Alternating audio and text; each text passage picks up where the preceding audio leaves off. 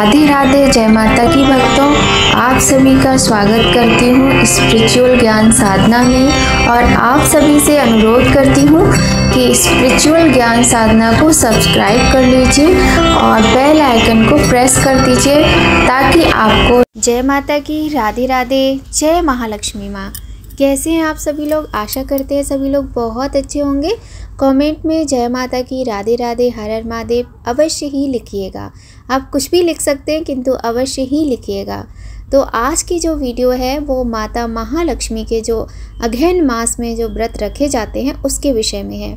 अगहन मास प्रारंभ हो गया है और 30 नवंबर को अगहन मास का पहला गुरुवार व्रत होगा और यह गुरुवार का जो व्रत है अगहन मास में महालक्ष्मी माता को प्रसन्न करने के लिए रखा जाता है।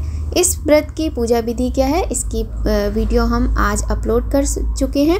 यदि आपको विधि जाननी हो तो आप हमारे चैनल पर जाकर हमारी आज की वीडियो देख सकते हैं। यह व्रत पूजा करने से माता महालक्ष्मी प्रसन्न होती हैं तथा सुख, शांति एवं धन संपत्ति प्रदान करती हैं। यह व्रत करने वाले स्त्री तथा पुरुष दोनों मन से स्वस्थ एवं आनंदमय होने चाहिए।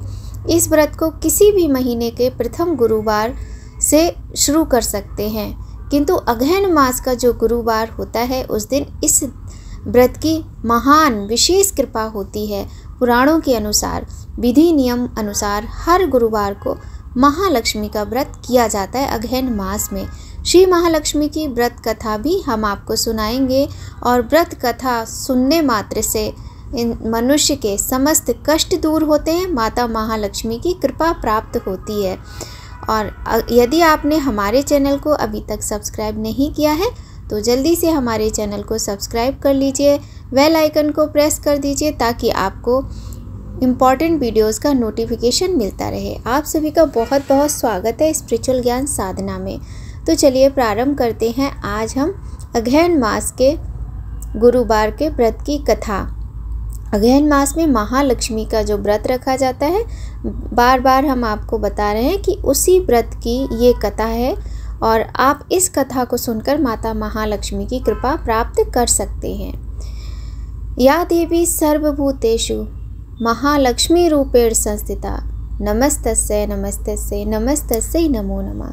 सिद्धि बुद्धि प्रदे देवी, भुक्ति मुक्ति प्रदायिनी, मंत्रपूते सदा देवी महालक्ष्मी नमोस्तुते। तो माता रानी के भक्तजनों ध्यान से सुनिए श्री महालक्ष्मी जी की व्रत कथा। अगहन मास के गुरुवार की व्रत कथा है। इसे श्रवण एवं पठन करने से दुख दारिद्र्य दूर हो जाता है। श्री महालक्ष्मी माता की कृपा से सुख, संपत्ति, ऐश्वर्य प्राप्त होती है। मन की समस्त इच्छाएं पूर्ण होती हैं। श्री महालक्ष्मी माता के अनेक रूप तथा नाम हैं। भूतल में वे छाया, शक्ति, तृष्णा, शांति, जाति, लज्जा, श्रद्धा, कांति, वृत्ति, स्मृति, दया, तुष्टि, माता, अधिष्ठात्री एवं लक्ष्मी के रूप में स्थित हैं। उन्हें प्रणाम करते हैं। कैलाश पर्वत पर पार्वती, क्षीर सागर में सिंधु कन्या, स्वर्गलोक में महालक्ष्मी, भूलोक में लक्ष्मी, ब्रह्मलोक में सावित्री, ग्वालों में राधिका, वृंदावन में रासेश्वरी, चंदन वन में चंद्रा, चंपक वन में गिरिजा, पद्म वन में पद्मा, मालदीव में मालती, कुंदन वन में कुंददंती, केतकी वन में सुशीला, कदम्ब वन में कदम्बमाला, राजप्रसाद में राजलक्ष्मी और घर घर में गृहलक्ष्मी इन विभिन्न नामों से पहचानी जाती हैं। इस तरह सर्वथा चारों ओर सर्वभूत में सुपरिचित माता श्री महालक्ष्मी की यह कथा है। अब हम इसका श्रवण पठन करेंगे। भारतवर्ष के सौराष्ट्र देश में द्वापर युग की ये कहानी हुई है। तो सबसे पहले हम बोलते हैं माता महालक्ष्मी की जय, लक्ष्मी नारायण भगवान की जय। अब कथा प्रारंभ होती है। सौराष्ट्र में उस समय भद्रशिवा नाम के राजा थे। वे बड़े पराक्रमी थे। 4 वेद, 6 शास्त्र, 18 पुराणों का उन्हें ज्ञान था। उनकी रानी का नाम सूरत चंद्रिका था। रानी दिखने में सुंदर और सुलक्षणा थीं तथा पतिव्रता थीं। उन दोनों को 7 पुत्र तथा उसके बाद एक कन्या का वरदान मिला था। कन्या का नाम श्यामबाला था।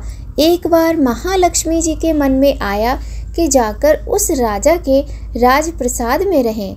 इससे राजा को दुगनी धन दौलत की प्राप्ति होगी और वह इस धन दौलत से अपनी प्रजा को सुख दे पाएगा। गरीब के घर अगर रहे और उसे धन दौलत प्राप्त हो तो वह स्वार्थी की तरह केवल अपने ऊपर ही खर्च करेगा। यह सोचकर श्री महालक्ष्मी माँ ने बूढ़ी ब्राह्मण स्त्री का रूप धारण किया। हाथ में लाठी लिए लाठी के सहारे रानी के द्वार तक पहुँची। यद्यपि उन्होंने बूढ़ी औरत का रूप धारण किया था, पर उनके चेहरे पर देवी का तेज था। उन्हें देखते ही एक दासी सामने आई। उसने इनका नाम, धाम, काम, कर्म पूछ डाला। वृद्ध ब्राह्मण का रूप धारित माता लक्ष्मी ने कहा, बालिके, मेरा नाम कमला है। मेरे पति का नाम भुवनेश है। हम द्वारिका में रहते हैं। तुम्हारी रानी पिछले जन्म में एक वैश्य की पत्नी थी। वह वैश्य बहुत गरीब था। दारिद्र्य के कारण हर रोज घर में झगड़े होते थे तथा उसका पति रोज उसे पीटता था। इन बातों से तंग आकर वह घर छोड़कर चली गई तथा वन जंगल में खाली पेट भटकने लगी। उसकी इस दुर्दशा पर मुझे दया आई। तब मैंने उसे सुख संपत्ति देने वाली श्री महालक्ष्मी की कथा सुनाई। मेरे कहने पर उसने श्री महालक्ष्मी का व्रत किया। श्री महालक्ष्मी प्रसन्न हुई और उसकी गरीबी दूर हुई। उसका घर संसार दौलत संतति संपत्ति से भर गया। बाद में पति पत्नी दोनों परलोक सिधारे। लक्ष्मी व्रत करने के कारण वे लक्ष्मी लोक में रहे। उन्होंने जितने साल महालक्ष्मी का व्रत किया उतने हजारों साल उन्हें सुख भोग मिला। इस जन्म में उसका जन्म राजघराने में हुआ है, परंतु वह श्री महालक्ष्मी का व्रत करना भूल गई है। उसे यह याद दिलाने पर ही मैं यहाँ आई हूँ। बुढ़िया की बात सुनकर दासी ने उन्हें प्रणाम किया तथा श्री महालक्ष्मी का व्रत किस तरह किया जाए इस बारे में पूछा। बुढ़िया रूप धारण किए हुए श्री महालक्ष्मी माता ने दासी को पूजा की विधि तथा महिमा बताई। इसके बाद वह दासी माता को प्रणाम कर रानी को बताने अंदर चली गई। राज वैभव में रहते हुए रानी को अपने ऐश्वर्य का बहुत घमंड हुआ था। संपत्ति तथा अधिकार की वजह से वह उन्मत्त हो गई थी। दासी द्वारा बताई गई बुढ़िया की बातें सुनकर वह आग बबूला होकर राजद्वार पर आकर बुढ़िया रूपी श्री महालक्ष्मी पर बरस पड़ी।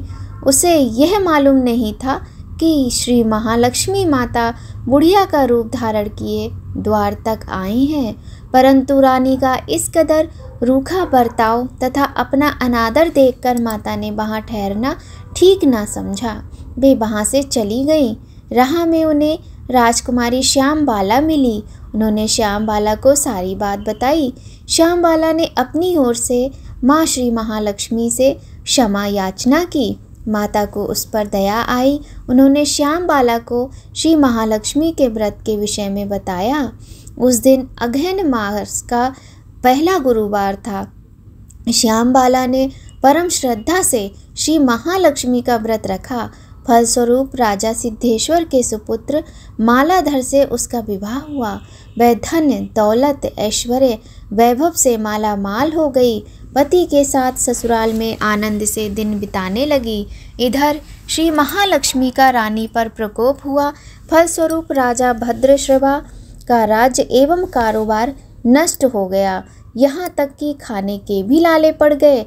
ऐसी हालात में एक दिन रानी ने राजा से निवेदन किया, हमारा दामाद इतना बड़ा राजा है, धनवान है, ऐश्वर्यशाली है, क्यों ना उसके पास जाएं, अपना हाल उसे बताएं। वह हमारी सहायता अवश्य ही करेगा। इस बात पर राजा भद्रश्रवा दामाद के पास रवाना हुए। राज्य में पहुंचकर एक तालाब के किनारे दासियों ने उन्हें देखा। उन्होंने विनम्रता से उनकी पूछताछ की। जब उन्हें यह मालूम हुआ कि वे रानी श्यामबाला के पिता हैं, तो वे दौड़ते हुए जाकर रानी को सारी बात बताने लगी। रानी ने दासी के हाथ राज परिधान भेजकर बड़े ठाठ से उनका स्वागत तथा आदर सत्कार किया, खान पान कराया। जब वे लौटने लगे तो सोने की मोहरों से भरा हुआ एक घड़ा दिया। राजा भद्रश्रवा जब वापस लौटे तो उन्हें देखकर रानी सूरजचंद्रिका खुश हुई। उन्होंने सोने की मोहरे से भरे घड़े का मुंह खोला, पर हाय भगवान, घड़े में धन के बदले कोयले मिले। ये सब श्री महालक्ष्मी के प्रकोप से हुआ। इस प्रकार दुर्दशा में और कई दिन बीत गए। इस बार रानी स्वयं अपनी कन्या के पास गई। वह दिन अगहन मास का अंतिम गुरुवार था। श्यामबाला ने श्री महालक्ष्मी का व्रत किया, पूजा की, अपनी माता से भी व्रत करवाया। इसके बाद रानी अपने घर आई और श्री महालक्ष्मी का व्रत रखने पर उसे फिर से अपना राजपाट, धन दौलत, ऐश्वर्य प्राप्त हुआ। वह फिर से सुख शांति आनंदमय जीवन बिताने लगी। कुछ दिनों बाद राजकन्या श्यामबाला अपने पिता के घर आई। उसे अपने घर देखकर सूरजचंद्रिका को पुरानी बातें याद आईं। यही कि श्यामबाला ने अपने पिता को घड़ा भर कोयला दिया था और उसे तो कुछ भी नहीं दिया था। इसी कारण श्यामबाला को पिता के घर आने पर कोई आदर आतिथ्य नहीं मिला, बल्कि अनादर ही हुआ। पर उसने इस बात का बुरा नहीं माना। अपने घर लौटते समय अपने पिता के घर से थोड़ा सा नमक ले लिया। अपने घर लौटने पर उसके पति ने पूछा, अपने मायके से क्या लाई हो? इस पर उसने जवाब दिया, वहाँ का सार लाई हूँ। पति ने पूछा, इसका मतलब क्या हुआ? श्यामबाला ने कहा, थोड़ा धीरज धरिए, सब मालूम हो जाएगा। उस दिन श्यामबाला ने सारा भोजन नमक डाले बिना बनाया और परोसा। पति ने खाना चखा। सारा भोजन नमक बिना था, इसलिए बेस्वाद था, स्वाद ना आया। फिर श्यामबाला ने थाली में नमक डाला, इससे सारा भोजन स्वादिष्ट बन गया। इस प्रकार से राजा को श्यामबाला ने बताया कि सार लेकर आई थी जो मायके से, वो सार यही है, इसके बिना तो कोई स्वाद ही नहीं है। राजा को सारी बात समझ में आ गई और दोनों हंसी मजाक करते हुए भोजन करने लगे और उन्होंने अपना जीवन बहुत सुख से बिताया। इस प्रकार से माता महालक्ष्मी के मार्गशीर्ष महीने की गुरुवार व्रत कथा का यहीं पर समापन होता है। कथा पूर्ण होती है। बोलिए महालक्ष्मी माता की जय, बोलिए श्रीमन नारायण भगवान की जय। कहा गया है कि जो कोई श्रद्धा भाव से श्री महालक्ष्मी की पूजा करे उसे माता की कृपा प्राप्त होती है, सुख संपत्ति शांति प्राप्त होती है, सभी मनोकामनाएं पूर्ण होती हैं। परंतु यह सब प्राप्त होने पर माता की पूजा को भूलना नहीं चाहिए। हर गुरुवार को व्रत पाठ अवश्य करना चाहिए। इस तरह श्री महालक्ष्मी की महिमा भक्तों की मनोकामनाएं पूर्ण करती है। बोलिए महालक्ष्मी माता की जय। माता महालक्ष्मी का आशीर्वाद अपने भक्तों पर सदा ही बना रहे।